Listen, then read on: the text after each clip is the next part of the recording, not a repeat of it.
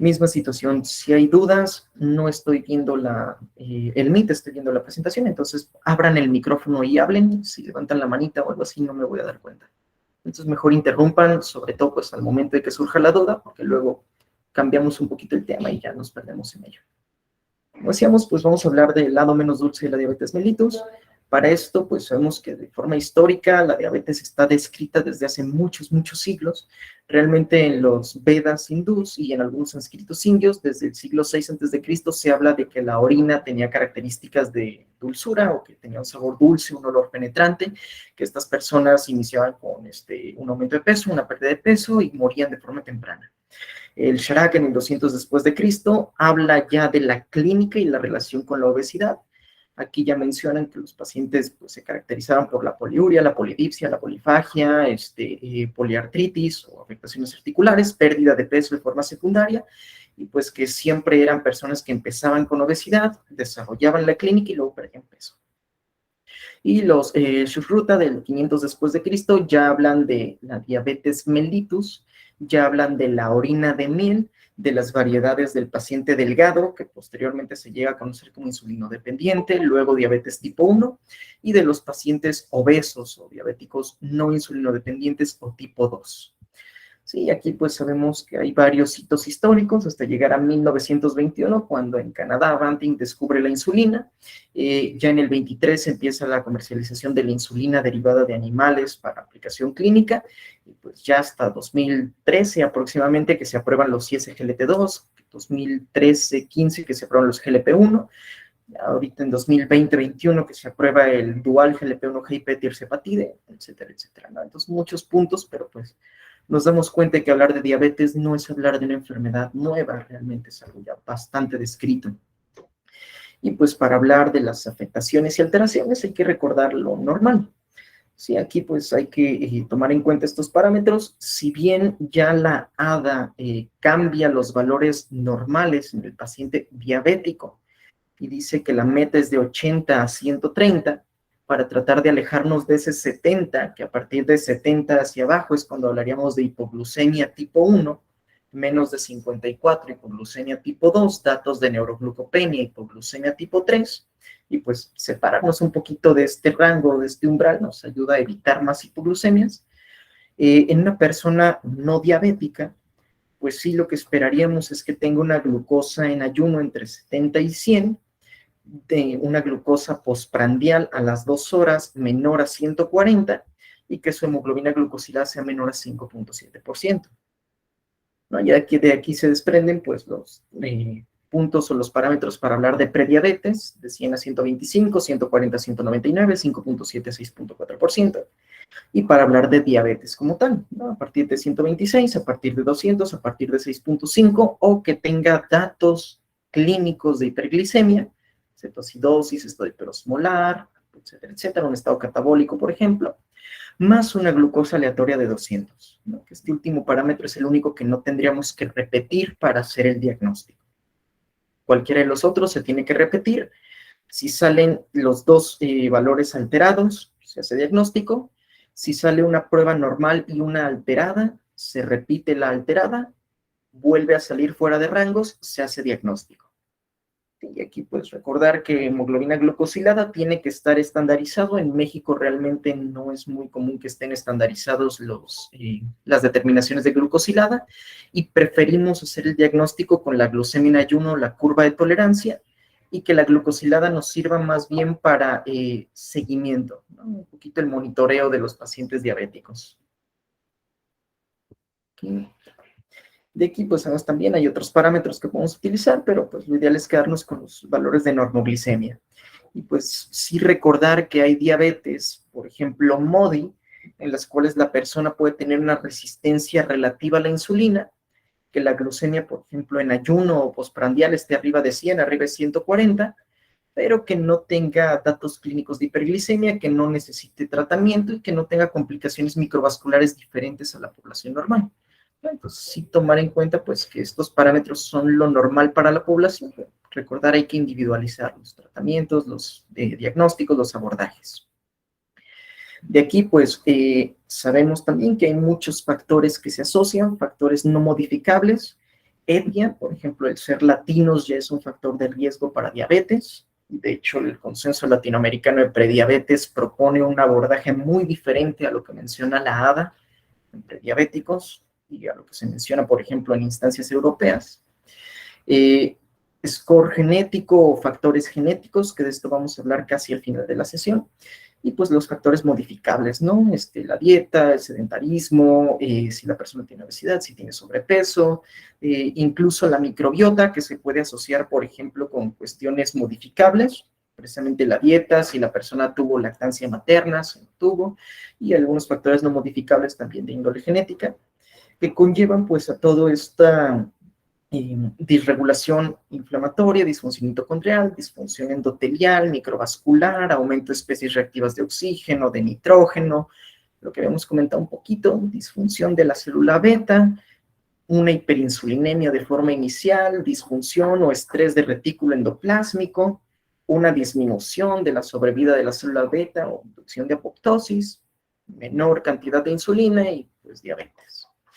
¿No? Todo esto pues también asociado un poco con la memoria metabólica, que vamos a ver que está muy descrito sobre todo en endotelio, el hecho de una activación, más bien una inactivación de algunos microRNAs, una sobreactivación de algunas otras vías proinflamatorias, que cuando la célula se divide, las células hijas mantienen ese perfil, ¿no? Eso se refiere a la memoria metabólica, que a pesar de que cambie la disponibilidad de nutrientes o que cambie el estadio funcional de la célula, ya el cambio, ya sea epigenético, ya sea en expresión de microRNAs o RNAs no codificantes, se va a mantener y pues vamos a tener ya una respuesta alterada, aunque el estímulo inicial ya no exista.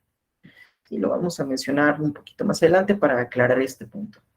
Pero pues sí, muy importante tomar todos estos factores en cuenta y evidentemente, como en todas las enfermedades y todos los tratamientos, hablar de la microbiota. ¿No? Aquí pues sabemos un poco de la resistencia a la insulina, o un poco de la cuestión que se va a presentar sobre todo por la disregulación de la producción de ácidos grasos de cadena corta, de ácidos grasos de cadena larga. Esto se va a asociar con una alteración de la respuesta inmunológica, activación, por ejemplo, de TLR2, de TLR4, NF-κB a nivel intracelular, ENFAD, AP1, y pues todo esto que se asocia con la resistencia a la insulina de forma periférica o tisular. Entonces, la microbiota, pues, como sabemos, en fisiología, en fisiopatología, en diabetes, en depresión, en hipertensión, todo va a tener un papel importante. Y ahora sí, ya hablando propiamente de la fisiopatología, dejando un poquito esta cuestión histórica y de factores de riesgo de lado, pues cuando hablamos de fisiopato de diabetes mellitus, lo más importante es recordar que hay resistencia a la insulina, ¿no? Sobre todo en diabetes tipo 2. Ya vimos en fisiología pues, que la insulina se une a su receptor, que es un heterodímero alfa-beta, se unen a las unidades alfa, las unidades beta, que son transmembrana y que una porción intracelular se autofosforilan. Se fosforilan, por ejemplo, los sustratos del receptor de la insulina, se activa PI3K, PDK, activan AKT, AKT modula mTOR, AS160, MAP quinasas, induce proliferación, induce translocación de GLUT4, modula metabolismo de glucosa, lípidos, carbohidratos, proteínas, bla, bla. Aquí la situación es que toda esa vía está alterada. Sí, de los mecanismos más comúnmente descritos es que en los sustratos del receptor o en el mismo receptor hay una fosforilación de serina y treonina que impide que se fosforilen los residuos de tirosina. Entonces no se da la señalización normal y aunque haya insulina, no se activa la vía. La célula, el cuerpo, el sistema lo detecta como que no hay insulina, produce más insulina para alcanzar esa respuesta y tenemos pues la hiperinsulinemia inicial. Sí, ya sabemos, la insulina es una proteína, se produce en retículo endoplásmico, una sobreproducción de proteínas en retículo endoplásmico induce mal plegamiento, respuestas de estrés o UPR, que son respuestas a proteínas mal plegadas, principalmente XBP1, ATF4, ATF6, que inhiben, por ejemplo, a factores de elongación de la traducción, células eucariotas, EEF2, que inhiben, por ejemplo, la producción de proteínas y que estimulan la producción de chaperonas, ¿no? Proteínas de choque térmico, chaperonas en general, que ayudan a plegar las proteínas que están mal plegadas, disminuyen la síntesis de proteínas en el retículo y ayudan a aliviar ese estrés. Y pues precisamente la sobreproducción de insulina conlleva un estrés de retículo, una disfunción de la célula beta. Ya habíamos dicho, la célula beta no solo produce insulina, también produce el péptido pancreático amiloide de los islotes. Se forman depósitos amiloides, la célula beta se muere. Sí, y aquí pues parte de la resistencia a la insulina es mediada, decíamos, porque proteínas atípicas, por ejemplo la PKC atípica, epsilon, delta, teta, fosforila en treonina y serina en lugar de en tirosina y se altera toda la señalización, ¿no? Y esto generalmente está mediado por una vía proinflamatoria, TNF-alfa, IL-6, IL-1-beta, IL-1-alfa, IL-18, ¿sí? Que aquí habíamos dicho tener cuidado con eso. Veíamos en fisiología, si la IL-6 viene de músculo por una respuesta de estrés al ejercicio, provoca que se secrete insulina. Si la IL-6 viene de leucocitos por un estímulo inflamatorio, provoca resistencia a la insulina, ¿no? Aquí pues sabemos resistencia de hiponectina, leptina, algunas otras vías de fosforilación cruzada intracelular, sobreactivación, por ejemplo, de PTPN, que es una fosfatasa que defosforila al fosfatilinositol trifosfato, PIP3 a PIP2. Entonces, aunque se active la parte inicial de la vía, pues no vamos a tener la capacidad de que PIP3 active PDK para que active AKT para que se lleve toda la vía. Sí, entonces esa es otra de las vías. Ceramidas, por ejemplo, cuando se da la activación, ya sea síntesis de nodo a partir de palmitato y serina, síntesis de rescate o degradación de esfingomielina. Las ceramidas a nivel distal en la vía de señalización también provocan resistencia.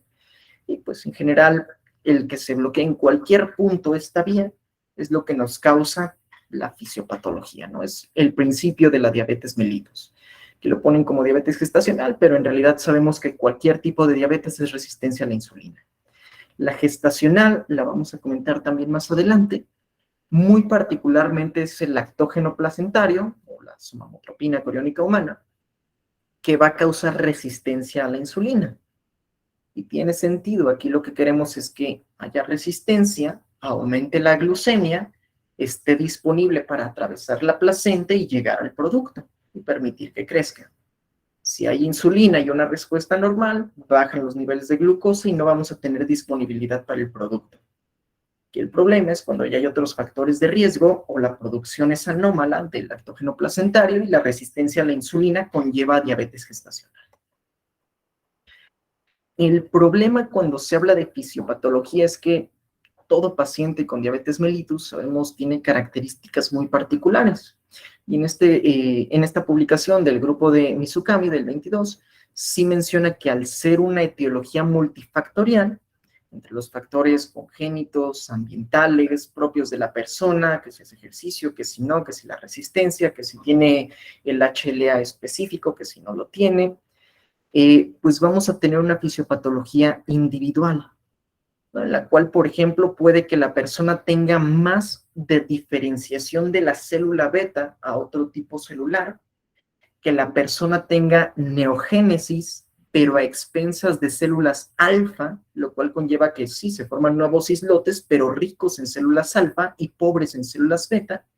Aumenta la apoptosis o muerte de las células beta, decíamos, por ejemplo, por el amiloide, que aquí podemos ver señalado por la flechita central, sin mejorar la proliferación de la célula beta. Y aquí, como decíamos, si la célula beta disfunciona y no produce GABA, no inhibe a la célula alfa. La célula alfa prolifera, hay neogénesis, islotes ricos en células alfa, pero una menor producción, por ejemplo, de la insulina. Y todos estos factores pueden conllevar al desarrollo de diabetes tipo 2 con un aumento de los depósitos amiloides, precisamente en el islote pancreático, pero siendo diferente en una persona latina, en una persona afroamericana, en una persona asiática, en una persona de raza blanca, ¿no? Típicamente como mencionan en los artículos estadounidenses.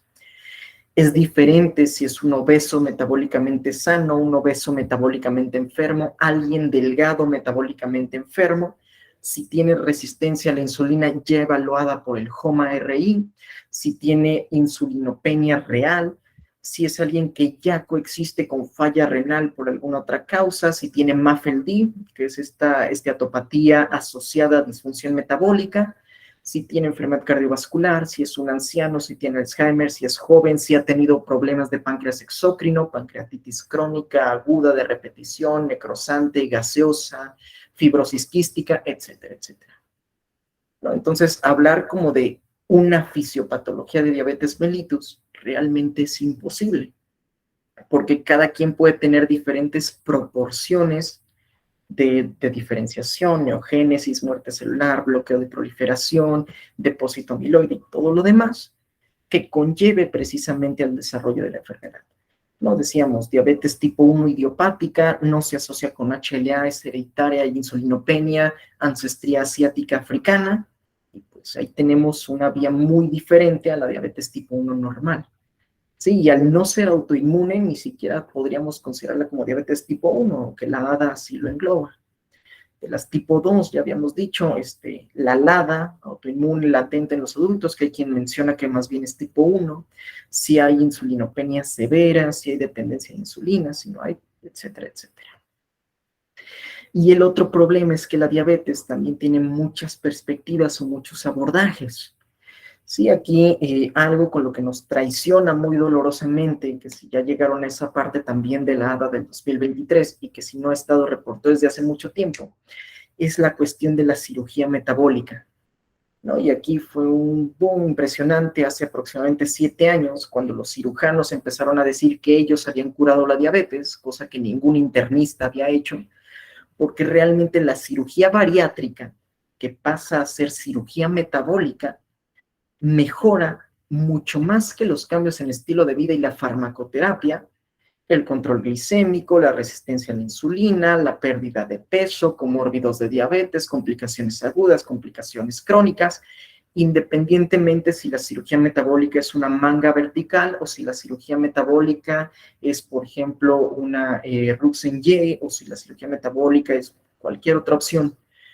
Entonces llega ese punto en el que la diabetes pasa a ser un problema de los cirujanos. Y de hecho la guía de la ADA te lo dice. Si tu paciente tiene un IMC de más de 40, considera cirugía metabólica. Más de 35 y los cambios en estilo de vida y farmacoterapia no han logrado un control glicémico y pérdida de peso, considera cirugía metabólica. Más de 30 o de 27.5 en población asiática, que tienen unos rangos diferentes, y la persona tiene comórbidos y no ha alcanzado control con las otras estrategias, considera cirugía metabólica. ¿No? Entonces aquí el abordaje quirúrgico y que está demostrado, por ejemplo, aquí tenemos varios metaanálisis, revisiones sistemáticas, ensayos clínicos aleatorizados, nos han demostrado que sí, la cirugía metabólica puede ser superior incluso al tratamiento farmacológico en el paciente con diabetes tipo 2. ¿No? Y aquí los internistas dan un vuelco al juego diciendo, bueno, pero ¿qué tal tirzepatide? Un modulador dual GLP-GIP que ha alcanzado pérdida de peso equivalente a la cirugía metabólica y que es fármaco. Te evitas todos los problemas quirúrgicos, los riesgos quirúrgicos, las complicaciones postquirúrgicas, síndromes de dumping, hipoglucemias postquirúrgicas, mala absorción intestinal, etcétera, etcétera, y es farmacológico. Entonces, sí es un aspecto pues, a considerar si se aborda de forma particular o si hacemos un abordaje integral nutricional, con actividad física, con farmacoterapia, con cirugía metabólica, y pues personalizarlo. ¿No? La misma guía te dice, si es un niño o adolescente que haga 60 minutos de ejercicio al día, si es un adulto que haga 30 minutos de ejercicio al día, que haga sesiones de al menos 10 minutos, 150 minutos a la semana, 300 minutos a la semana. Si es alguien de alto riesgo por fragilidad o para presentar hipoglucemias, reduce el control y en lugar de 70% de tiempo en rango, que sea 50%, y en lugar de que sea menos de 4% abajo de rango, que sea menos de 1%. ¿No? Y si la hemoglobina glucosilada la meta era menos de 7, que sea menos de 8. Entonces, pues el abordaje realmente llega a ser complicado en este sentido, y determinar una fisiopatología, pues también es complicada, porque si decimos resistencia a la insulina en hígado o en músculo, ¿cómo es que la cirugía bariátrica está logrando quitar la resistencia si no toca al hígado o al músculo? Entonces, por ahí son varios aspectos a tomar en cuenta. Que a fin de cuentas, pues los patrones más clásicos descritos en la fisiopatología de la diabetes son glucotoxicidad y lipotoxicidad. Sí, y es por eso que se dice que alguien obeso tiene riesgo de presentar diabetes mellitus, prediabetes, dislipidemia, hipertensión, riesgo cardiovascular, etcétera, etcétera. Y aquí ya lo habíamos comentado muy superficialmente en fisiología, pero hay que recordar, los ácidos grasos libres tienen varias opciones. Pueden usar transportadores clásicos, pueden usar translocadores no canónicos como CD36, que de hecho es lo que permite la detección del sabor graso a nivel de la lengua y permite la entrada de ácidos grasos a diferentes tejidos. O cuando son muy abundantes los ácidos grasos libres, pueden actuar como lo vemos aquí en TLR4, ¿no? El receptor tipo señuelo que normalmente reconoce el lipopolisacárido. Y si reconoce el lipopolisacárido, activa NF-κB.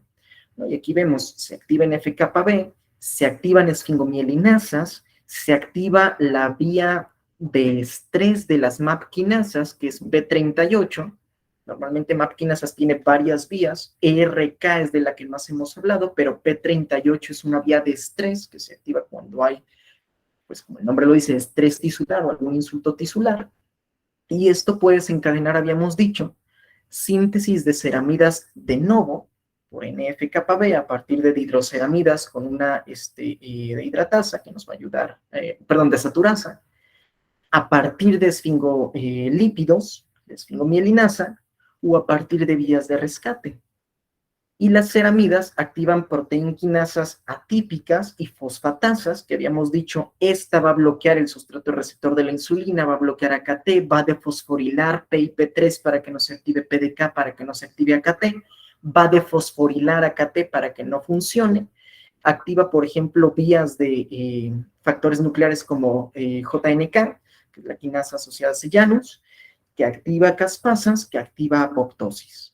¿No? Entonces tenemos la muerte de la célula beta, tenemos disfunción en la señalización de la insulina en hígado, en músculo, en tejido adiposo, tenemos que incluso la alteración por sobreproducción, sobreacumulación de triglicéridos, causa que se separen en diacilgliceroles, que el diacilglicerol sabemos que junto con el calcio puede activar las vías de PKC, la proteína C, tanto clásicas como atípicas, activar nuevamente NF-κB, que es parte de la memoria metabólica, se genera un círculo vicioso ya independiente del ácido graso, bloquear también la señalización por los sustratos del receptor, y pues con todo esto, las ceramidas van a causar resistencia a la insulina, apoptosis de la célula beta, disminución de la proliferación, y todo esto los efectos sistémicos que conocemos. Y las ceramidas, cuando la síntesis es de novo, se generan con serina y palmitato. Por eso se dice que una dieta rica en ácidos grasos saturados nos va a causar disfunción, por ejemplo, mitocondrial, porque esos ácidos grasos saturados incluyen el palmitato, forman ceramidas y nos causan la lipotoxicidad. No, a diferencia de los ácidos grasos insaturados, ya sean mono o poliinsaturados, omega 3, omega 6, que tienen un efecto muy contrario, que más bien actúan activando, por ejemplo, PPAR alfa, PPAR gamma, el coactivador 1 alfa de PPAR gamma, etcétera, etcétera. De aquí, y esta imagen ya se las había mostrado, retomamos ácidos grasos libres elevados, entran por CD36, que es el translocador de ácidos grasos, y esto nos permite pues una inhibición o una disfunción mitocondrial, aumento de la excitotoxicidad por calcio, tanto en el sistema nervioso como de forma periférica en otros tejidos. Sí puede ayudarnos a una secreción aumentada de insulina dependiente de glucosa y de ácidos grasos, pero evidentemente una dieta rica en grasas, que es una de las formas de inducir diabetes en modelos animales, causa hiperinsulinemia y causa estrés de retículo endoplásmico, ¿no? Que esto ya lo habíamos comentado. Y pues también, como decíamos, no solo eso, sino que hay vías de sobreestimulación por ácidos grasos, por ejemplo, TLR2, TLR4, que permiten la fusión de las moléculas que forman al inflamasoma, el canónico que es en el NLRP3. Este inflamasoma activa procaspasa 1 a caspasa 1, que activa prointerleucina 1 beta y prointerleucina 18 a interleucina 1 beta e interleucina 18, y pues esto genera una señalización autócrina y parácrina, atrae macrófagos y genera pues ese estado o ese microambiente tisular proinflamatorio. Entonces, ácidos grasos libres o hiperglucemia coexisten generando inflamación que provoca resistencia a la insulina, que provoca pues las manifestaciones celulares y tisulares de la diabetes mellitus. Sí, y en los adipocitos ya lo dijimos, lipopolisacárido por la disfunción, por ejemplo, de la microbiota. Alguien que toma mucho alcohol tiene un aumento de la permeabilidad a nivel de la barrera intestinal, tiene endotoxicidad precisamente por la microbiota y patógenos atípicos que están ahí presentes. Trasloca el lipopolisacárido, actúa en TLR4, igual que los ácidos grasos libres en exceso en TLR4, TLR2, activan NF-κB. Citocinas proinflamatorias, TNF-alfa y L1-beta, y L6 y L18, y L8 en menor grado porque es más quimiotáctica, pero también se ha descrito, y L1-alfa van a generar también, pues, por sus vías de señalización con sus receptores respectivos, y todo esto, pues ya sabemos, genera, y ahí sí su tarea estaba mal, no son 5, son 6 vías fisiopatológicas de las complicaciones de la diabetes, que también son vías que retroalimentan la generación de la resistencia a la insulina, ¿no? De las más notorias, pues la de los productos de la glicación avanzada, que también hay ALEX, que son productos de la peroxidación lipídica avanzada, que actúan en receptores, como los RAGes, que también pueden inducir señalización por NF-κB, y pues precisamente un estímulo proinflamatorio, ¿no? Que aquí P65, P50 son las dos subunidades de NF-κB, de hecho hay 5 tipos de NF-κB que se pueden formar por sus subunidades, y como decíamos, aumenta la síntesis de ceramidas de forma de novo, SOX3 que va a inhibir la señalización de leptina, núcleo arcuato, neuronas propiomelanocortinérgicas para la inhibición del apetito o el estímulo de saciedad. Por eso las personas con resistencia a la insulina tienen más hambre, tienen resistencia a la leptina por SOX3. PTP1B y PTPN22, que habíamos dicho son fosfatasas que defosforilan AKT, PIP3, los sustratos del receptor a insulina, el mismo receptor a insulina, y bloquean la señalización. Y pues todas estas citocinas, quimiosinas, moléculas quimiosina-like, etcétera, etcétera. No, a fin de cuentas, pues todo esto causa resistencia, hiperinsulinemia, estrés de retículo endoplásmico, apoptosis de célula beta, insulinopenia, y pues toda la disfunción metabólica que conocemos a nivel tisular. Siendo pues que un tejido adiposo, habíamos dicho, puede ser sano, y hay obesos metabólicamente sanos, que tú ves a la persona y dices, seguro es diabético, porque pesa como 200 kilos, y resulta que tiene un HOMA, y que tiene una glucosilada, y que tiene un perfil lipídico mejor que el tuyo. Y hay tejido adiposo enfermo, que hay personas delgadas que pueden tener patología metabólica, porque el tejido adiposo, no necesariamente hipertrófico, pero sí, ¿cómo decirlo?, lleno o prácticamente asociado a macrófagos proinflamatorios, va a desarrollar la resistencia a la insulina en dicho tejido, resistencia a la insulina en hígado, pues toda la disfunción que ya sabemos a nivel intracelular, ¿no? Mitocondrial, se pierde la función de la cadena de transporte de electrones, aumenta la producción de especies reactivas de oxígeno, que hay que recordar, mitocondria y la NOx, la NAT-fosfato reducido oxidasa, son como las principales vías de generación. Por ahí un poquito el peroxisoma con la beta-oxidación, y pues disfunción mitocondrial, muerte celular, ya habíamos dicho, la mitocondria tiene la formación del poro de transición de permeabilidad, sale citocromo, se activa apoptosoma, entra en apoptosis. Además de que obviamente si la mitocondria no sirve, no se produce ATP. Entonces realmente es una cuestión de disfunción mitocondrial que conlleva la disfunción celular, que conlleva la disfunción tisular. Y aquí en MAFLD, que anteriormente, bueno, esto todavía es muy peleado, Hígado graso asociado a disfunción metabólica, MAFLD, hígado graso no alcohólico, NAFLD, son como dos términos que siguen peleando. En el 2020 se propone utilizar MAFLD porque era grosero decir no alcohólico, porque pues, los alcohólicos se van a sentir mal, que es parte real, si se fijan en la nueva guía de la ADA, y desde hace tiempo se dice que ya no son pacientes obesos, que ya no son pacientes diabéticos, son personas con diabetes, personas con obesidad. Ya no se usa el término alcoholismo, ahora son desórdenes por uso de alcohol. Entonces decir que era esteatopatía no alcohólica era implicar que la otra era alcohólica. Y ahí todavía hay una discusión, una controversia de si se adapta el MAFLD o no, etcétera, etcétera. Pero bueno, el punto es que la esteatopatía no asociada a consumo de alcohol, normalmente metabólica, se asocia con diabetes mellitus. Y se ha visto que más del 50% de los diabéticos tienen ya alguna forma de esteatopatía no alcohólica, y que el tener esteatopatía aumenta hasta 2 veces el riesgo de desarrollar diabetes mellitus, y este riesgo va aumentando conforme aumenta el grado de fibrosis y cirrosis.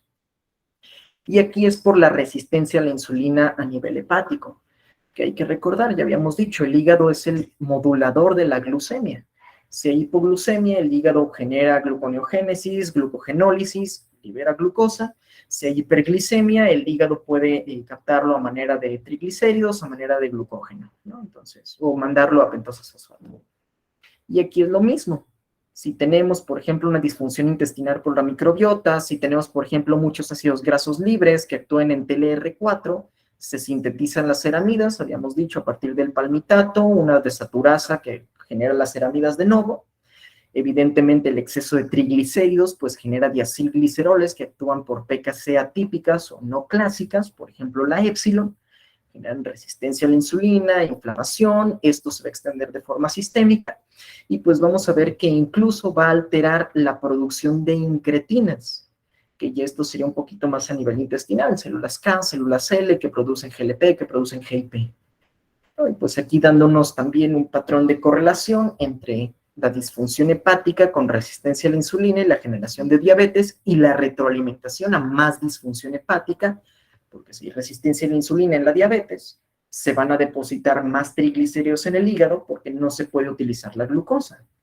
La glucosa se convierte en glicerol, ese glicerol se utiliza, la glucosa entra a formar acetilcoenzima A después de que el piruvato se descarboxila, ese acetilcoenzima entra en lipogénesis, ya tenemos lípidos, ya tenemos glicerol, se forman los triglicéridos.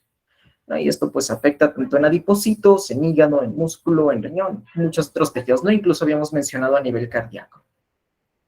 Y de aquí sí recordar algunas otras moléculas, ya desde hace 20 años se habla del secretoma del adipocito, entre ellos pues tenemos adiponectina, que nos ayuda a sensibilizar los tejidos periféricos a la insulina, leptina, que nos ayuda a la saciedad, contrario al efecto de la grelina, para disminuir el consumo dietético, y pues la resistencia a la adiponectina, la resistencia a la leptina o la disfunción en la secreción se asocian también con resistencia a la insulina y con el desarrollo de síndrome metabólico.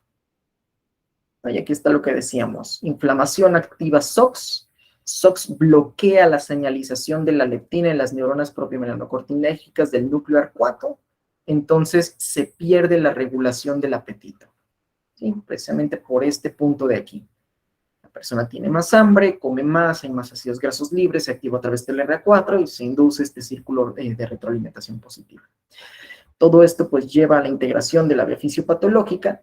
Tenemos factores endógenos, exógenos, inflamatorios, de resistencia a insulina, adiponectina, leptina, disfunción vascular, que pues nos van a generar, por un lado, sí la diabetes, pero por otro, de forma crónica, las complicaciones micro y macrovasculares. Sí, que aquí pues, vamos a ver sobre todo por la cuestión de la disfunción endotelial. Y como habíamos dicho, hay tanto un insulto por la hiperglicemia de forma osmótica, como hay un insulto metabólico con estrés oxidativo, disfunción celular, alteración en la producción de proteínas y pues afectación de los tejidos periféricos.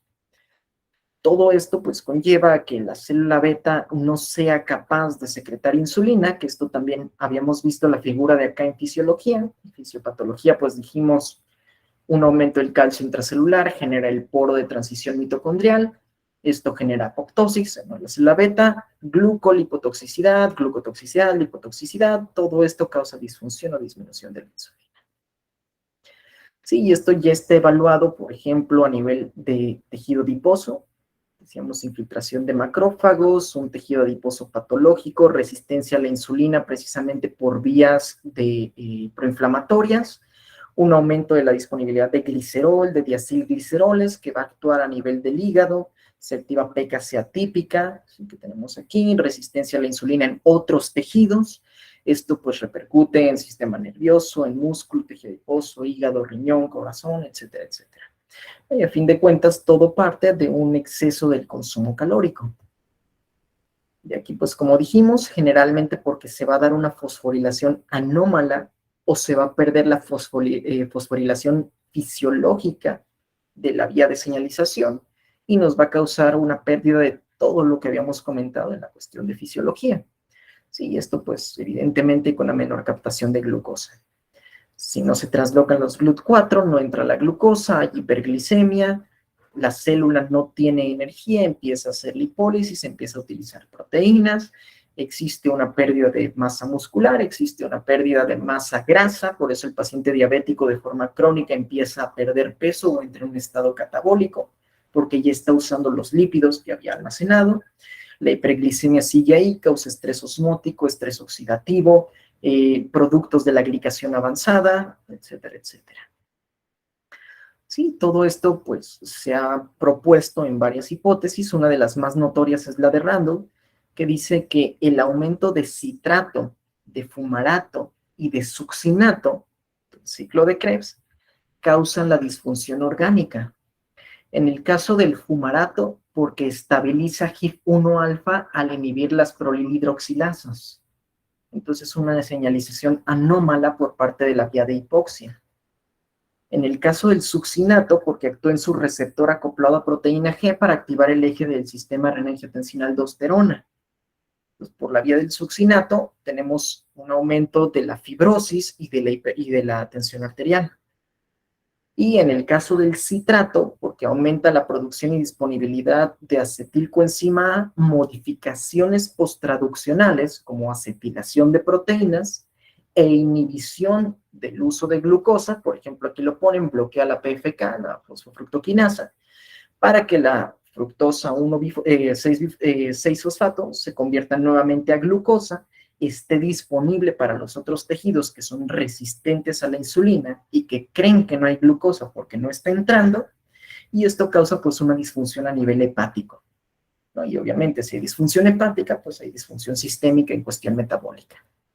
Como habíamos dicho, el problema con los lípidos, triglicéridos que se convierten en diglicéridos, diacilgliceroles actúan por PKC atípica, calcio que aumenta actúa por PKC atípica, y todo esto pues nos conlleva a la disfunción de la fisiología o de la señalización normal. Y aquí lo podemos ver, hay alteraciones en la translocación una vez que se unen los diacilgliceroles, fosforilación de treonina en lugar de tirosina, y que no haya señalización por el receptor porque ya no se está fosforilando la tirosina. Y ahí recuerden, las proteínas que tienen dominios SH2 son dominios que se unen a residuos de fosfotirosina y se va formando el andamiaje, ¿no? Por ejemplo, PI3K son una subunidad reguladora, una subunidad catalítica. La reguladora tiene un dominio SH2 que cuando se une a fosfotirosina libera la catalítica para que actúe. Si aquí no hay tirosina fosforilada porque está bloqueada por el fosfato en la treonina o en la serina, pues no va a soltar a la subunidad catalítica y no se va a dar toda la señalización. Sí, y aquí lo que habíamos dicho, diacilgliceroles PKC atípica, ya vimos epsilon, aquí está la teta, habíamos dicho que también algunas otras, ceramidas y AKT, que también tienen un efecto directo, acilcarnitina y especies reactivas de oxígeno por disfunción mitocondrial, porque se pierde la capacidad de la carnitina palmitoiltransferasa, la CPT, para meter los ácidos grasos a la mitocondria para que entren a beta-oxidación. Entonces, pues la acilcarnitina empieza a quedarse de forma extracelular, porque ya no hay transportador mitocondrial, se generan especies reactivas de oxígeno. Sí, todo esto, pues, habíamos dicho, con estrés de retículo endoplásmico, activación de las vías de PERC, XBP1, de IRE1 ATF4 y de ATF6, que van a conllevar precisamente a la inhibición de la producción de proteínas, disfunción celular, una pérdida también de los contactos del retículo endoplásmico con la mitocondria, del transporte por el sistema de endomembranas, que vamos a mencionar también más adelante, y pues a la apoptosis de la célula o a la disfunción de la célula, ¿no? Que realmente llega a ser peor que disfuncione porque sigue produciendo especies reactivas de oxígeno, a que simplemente se muera y cese ahí el estímulo proinflamatorio. Muy bien, entonces hasta aquí esta primera parte. Resistencia a la insulina y fisiopatología para desarrollar diabetes. ¿Dudas? ¿Algo que no haya quedado claro? ¿Algo diferente que hayan visto? ¿Algo que quieran preguntar?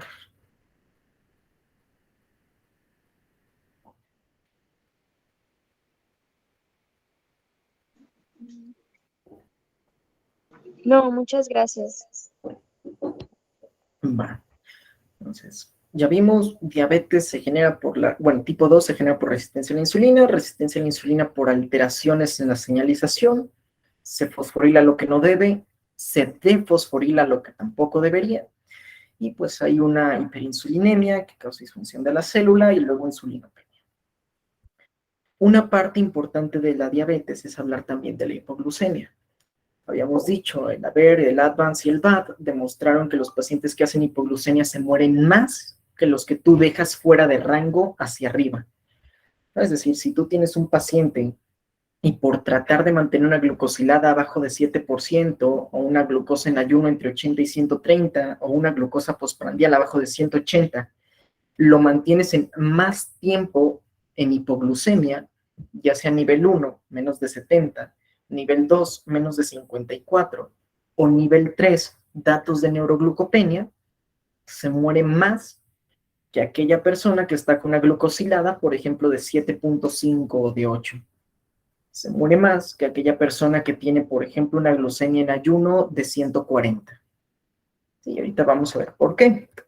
Y es importante porque la hipoglucemia normalmente es muy ignorada cuando se habla de diabetes. De hecho, si piensas en la definición de diabetes, es un síndrome, es decir, el conjunto de signos y síntomas en los que el factor común es la hiperglicemia. Pues sí, pero realmente uno de los problemas clave y que más impacto tienen es la hipoglucemia.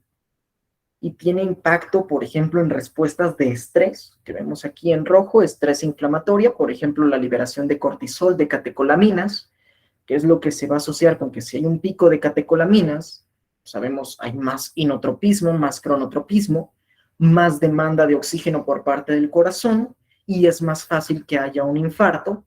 ¿Por qué? Por un desbalance entre la disponibilidad y el consumo de oxígeno, ¿no? Un infarto tipo 2. O que si el paciente ya tiene un evento vascular, empeore porque necesita más oxígeno, ¿no? La respuesta de estrés mediada por hipoglucemia. Datos neuroglucopénicos, confusión, coma, alteraciones de la memoria, pérdida del estado de alerta, datos sociales, por ejemplo, miedo a hacer hipoglucemias, entonces el paciente es más reacio a aplicarse el tratamiento, sobre todo si es insulinodependiente ya, no importa si tipo 1 o tipo 2, porque sabe que si se pone insulina puede hacer hipoglucemia y con la hipoglucemia se sienten muy mal. Si empiezan con sudoración fría, taquicardia, taquipnea, temblores por la descarga catecolaminérgica y por la descarga de cortisol. El impacto psicosocial también de, imagínate que estás en la calle caminando, te da una hipoglucemia, te desmayas, y pues, ¿qué rayos va a decir la gente que ibas caminando y te caíste a media calle? Entonces, miedo por ahí de repente a la cuestión social, impacto social económico, porque evidentemente es caro tratar una hipoglucemia, una hospitalización en alguien hipoglucémico, una consulta particular para ajustar la dosis de insulina o de tratamiento. Ya dijimos, aumenta el riesgo de muerte per se, y pues las afectaciones cardiovasculares.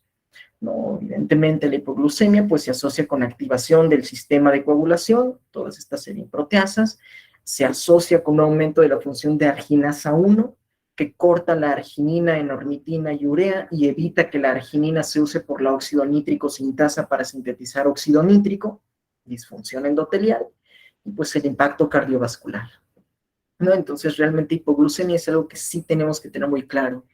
Y de hecho la guía de la ADA dice que en todas las consultas al paciente diabético le pregunte si ha tenido hipoglucemias o no. Y en caso de que las haya tenido, hay que ver también el nivel de awareness o de alerta a la hipoglucemia, porque hay gente que hace hipoglucemia menos de 70, nivel 1, y empieza con una respuesta catecolaminérgica y se da cuenta de que está hipoglucémico, y hay gente que tiene glucosas de 50 y no se da cuenta que está hipoglucémico porque ya no hace una respuesta tan notoria a nivel simpático. ¿No? Y esto sí se puede evaluar, hay escalas como la de Clarke, hay escalas como la de Gold, etcétera, etcétera, para darnos cuenta si el paciente está alerta de que tiene hipoglucemia o no. Como decíamos, nivel 1, menos de 70, más de 54, aquí el paciente está sintomático y de hecho cuando la glucosa baja de 80, cesa, más bien cuando la glucemia baja de 80, cesa la liberación de insulina. Cuando baja de 70, empieza la liberación de glucagón. Menos de 54, grado 2, ya hay manifestaciones clínicas, ya hay datos de neuroglucopenia. Grado 3 severa, el paciente ya, por ejemplo, no tolera la vía oral, ya el paciente tiene una afectación cognitiva significativa. Y aquí ya es un problema, porque todavía grado 1, grado 2, detectamos hipoglucemia y le damos sus 15 a 20 gramos de carbohidratos para normalizar los niveles, ¿no? Que se tome un refresco, que se coma unas galletas, un chocolate, una cuchara de miel, 6 panditas, como dice la guía mexicana. Pero ya en grado 3, que no tolera la vía oral y que tiene una alteración del estado de conciencia, pues no podemos darle nada vía oral porque va a broncoaspirar. Entonces ahí sí hay que hospitalizar al paciente, hay que meter una solución glucosada para tratar de reponer, hay que utilizar glucagón de forma exógena, ya sea nasal, ya sea inyectado, para tratar de recuperar los niveles de glucosa. Entonces tratar de no ignorar realmente a los pacientes que hacen hipoglucemia y considerar que en agudo es peor una hipoglucemia que una hiperglicemia. Y aquí, pues, la hipoglucemia es importante, decíamos, porque ya se ha demostrado que, decíamos, menos de 80 deja de producirse insulina, menos de 70 empieza a producirse glucagón, empieza a producirse la descarga catecolaminérgica, empieza a producirse hormona del crecimiento, ¿sí? Menos de 65 ya hay alteración de la respuesta cerebral a las señales de comida. Menos de 54, que ya es el punto de corte para hablar de grado 2, tenemos liberación de cortisol y el inicio de neuroglucopenia. Entre 40 y 50 ya hay datos severos de neuroglucopenia, confusión, pérdida de la conciencia, convulsiones, coma, y menos de 30 se asocia con muerte cerebral. Sí, y de hecho hay pacientes que se ha reportado, es raro pero existe, que desarrollan parálisis de TOD secundario a la hipoglucemia. ¿Sí? La parálisis de TOD se describe en epilepsia, es un paciente que convulsiona y que en el periodo posictal desarrolla parálisis de mi cuerpo.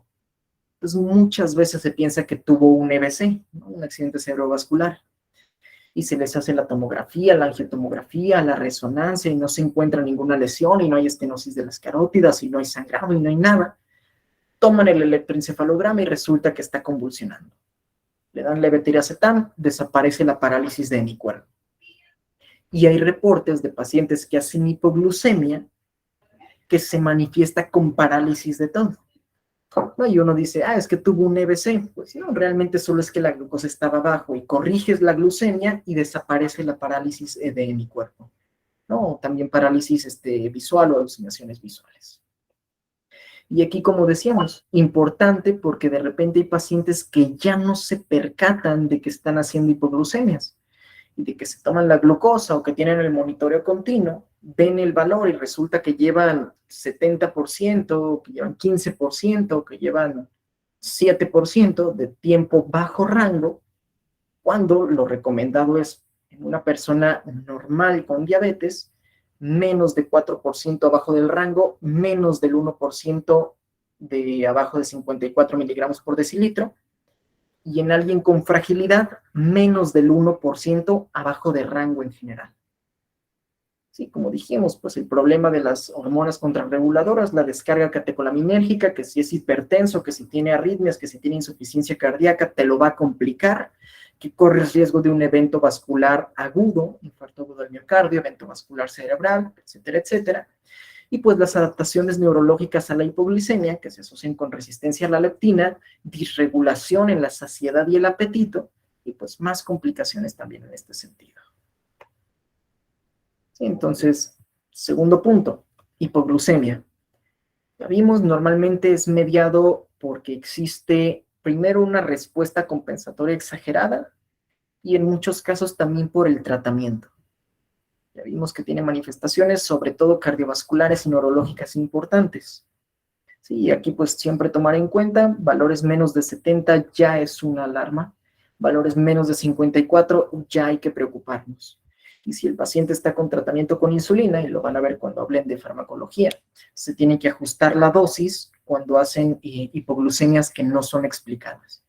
No, si es porque el paciente se le olvidó desayunar hoy, bueno, es bastante probable que haga hipoglucemia si se está poniendo insulina. Pero si no hay una causa para la hipoglucemia, hay que ajustar tratamientos. Entonces, de esta parte 2, dudas, comentarios, algo raro por ahí que haya salido.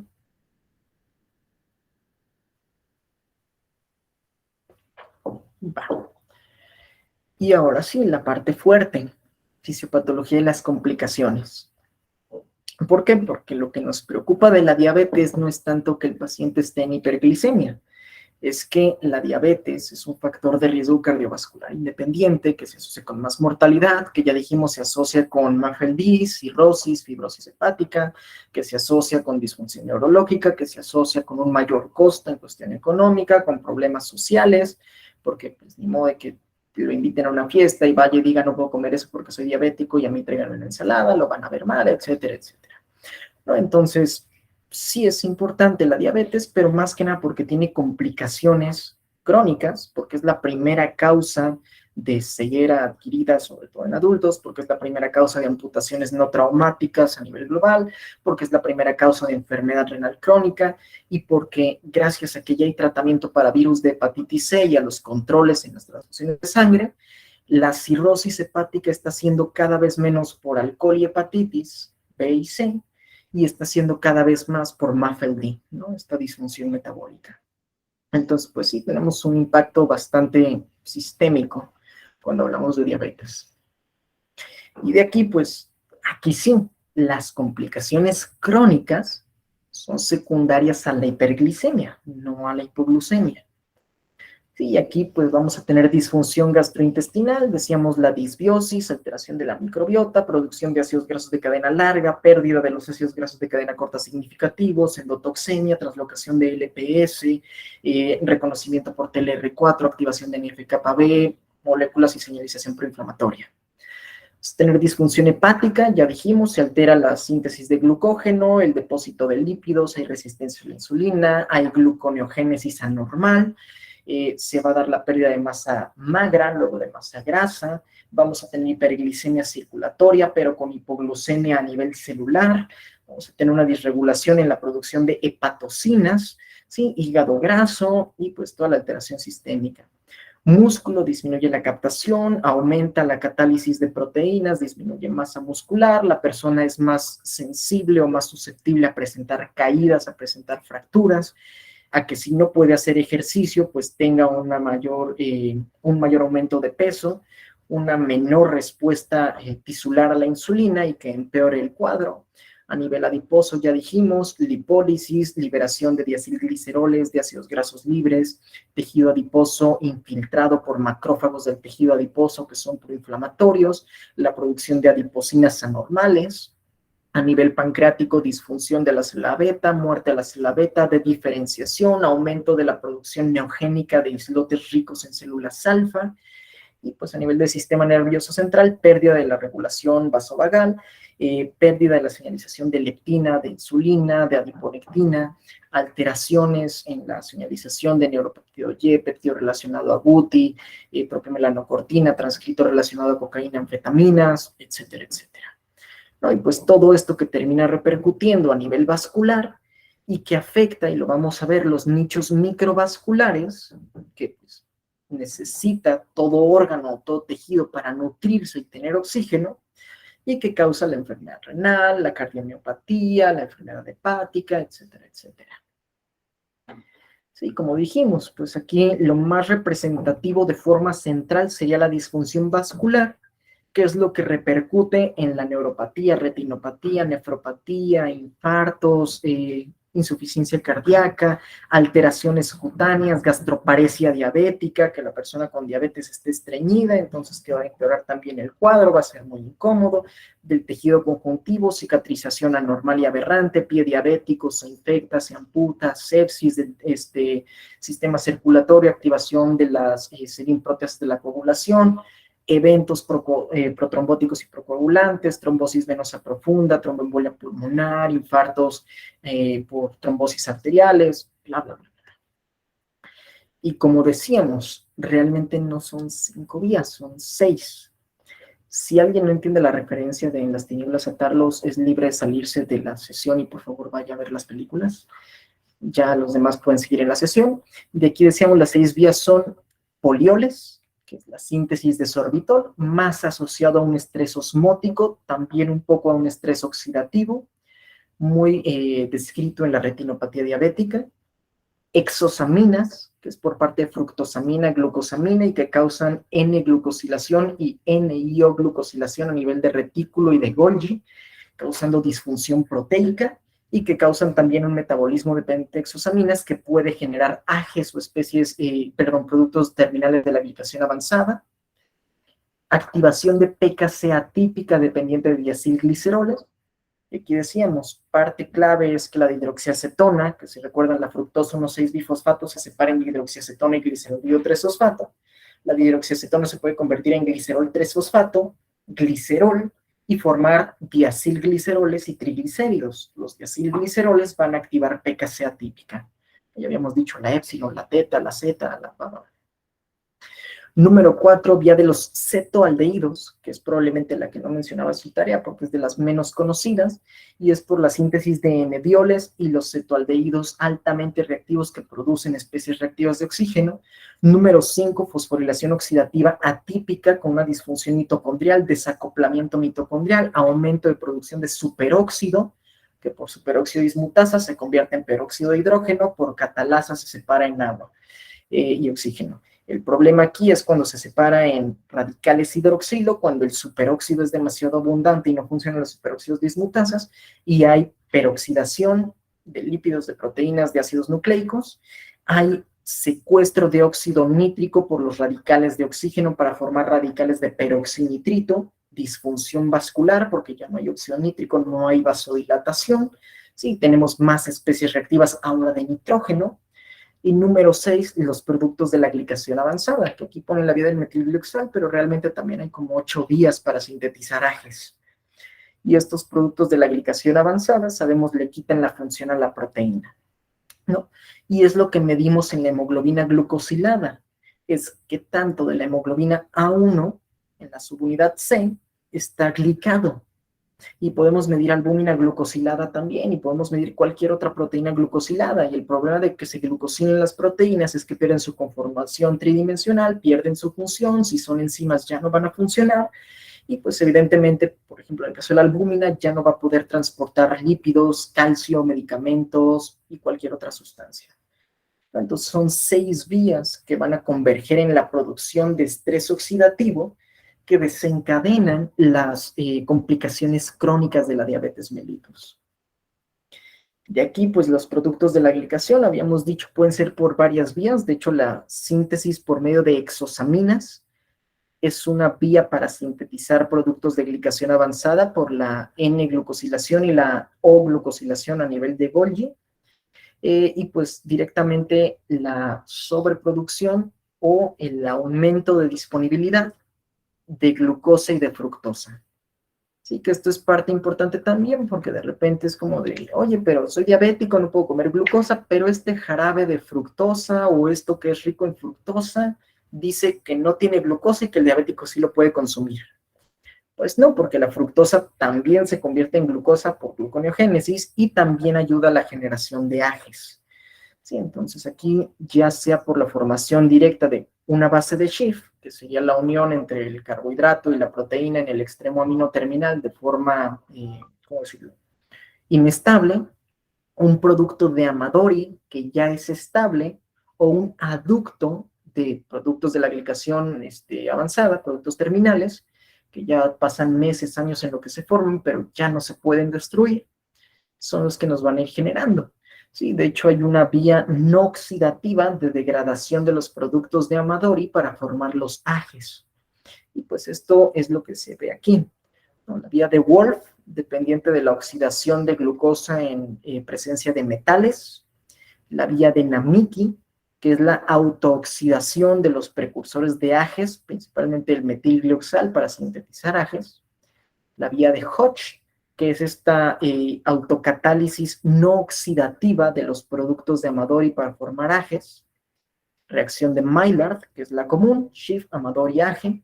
Vía de polioles, que también puede sintetizar ajes, no se queda solo en el sorbitol, sino que el sorbitol por una reductasa o deshidrogenasa se forma fructosa y la fructosa puede formar especies dicarbonílicas altamente reactivas, como lo es el metilglioxal, y formar ajes.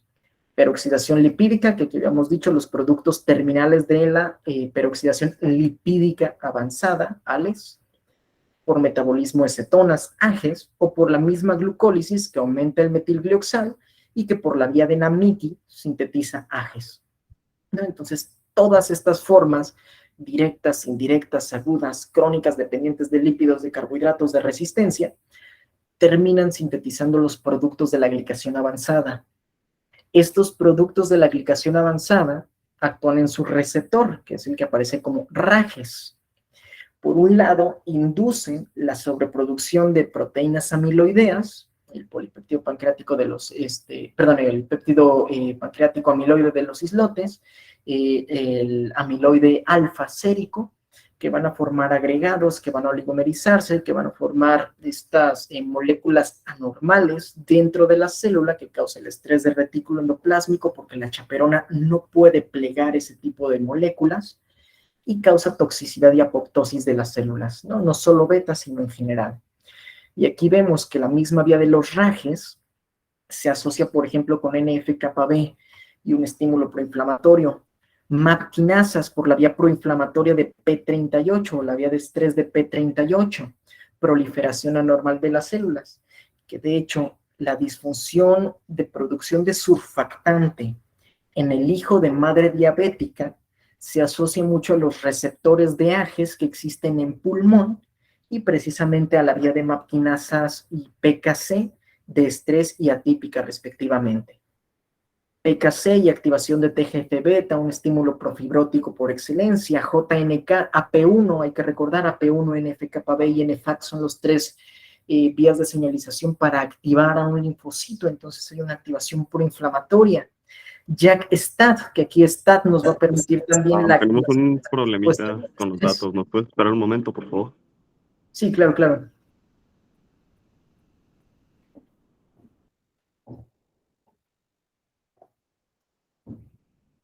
¿Todo bien ahí con la cuestión con quién fue, Manuel?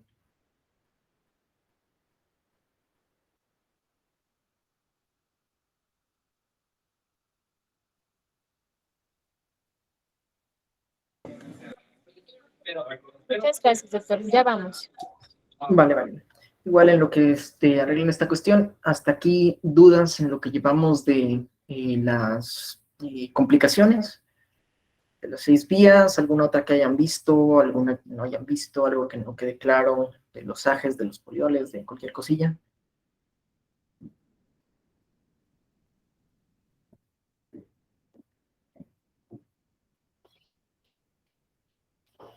También ahora sufren en la posvaloración.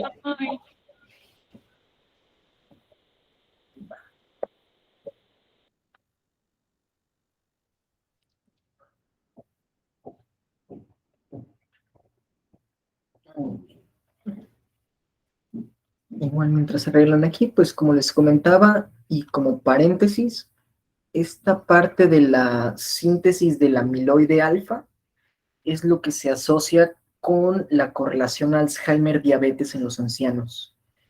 Y sí les había dicho que la enzima degradadora de insulina degrada insulina, pero el sistema nervioso central degrada el amiloide alfa, ¿sí? Para que no se formen los agregados de beta-amiloide, que son tan clásicos con apolipoproteína E en el paciente con Alzheimer.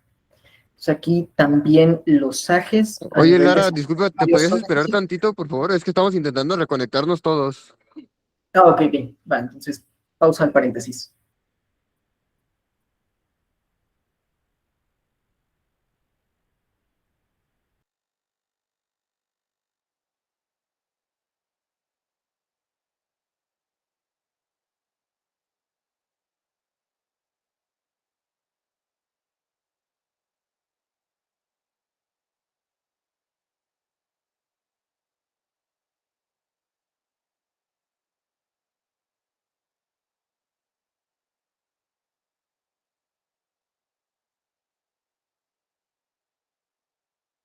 Lara, ¿puedes hablar, por favor? Sí, ¿se escucha bien? No, aguanta, por favor. Ok. Espera entonces.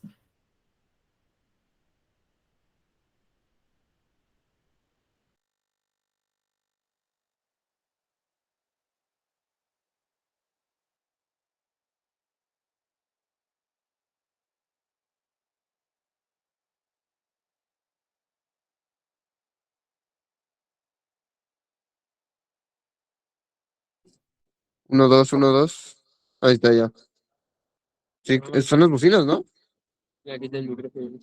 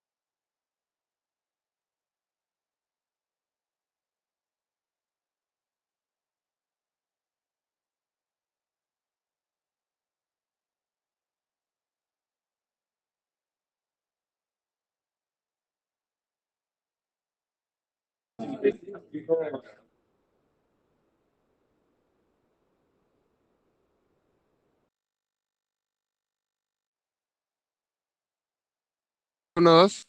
¿No lo prendiste? Sí. Pero no se escucha.